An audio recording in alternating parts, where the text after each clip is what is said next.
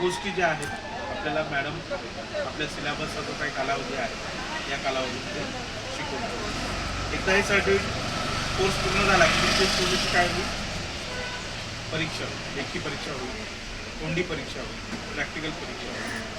साधारण तुमच्या वह्यांना मार्क आहे, तुमच्या अटेंडन्सला मार्क आहे. या सगळ्या गोष्टींचा विचार करून जर तुम्हाला 80% किंवा 80 मार्कापेक्षा जास्त मार्क मिळाले तर तुम्हाला ए ग्रेड, त्यापेक्षा थोडीशी कमी मिळाली तर तुम्हाला बी ग्रेड.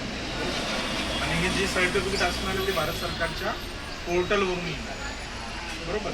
भारत सरकारचं एक पोर्टल आहे ज्यामध्ये तुमची नावं आपण भरलेली आहेत आणि त्या पोर्टलमध्ये रजिस्ट्रेशन कोणी केलं आहे? तुम्ही केलं. भरलेली नावं सगळ्यांनी, OTP तुम्हाला आला, बरोबर, तुमचा आधार व्हेरीफाय झालं, नावं तुम्हीच भरलीत. त्याच्यामुळे तुम्ही ABCD जी काही चूक केलेली असेल तीच चूक सर्टिफिकेटवर दिसते.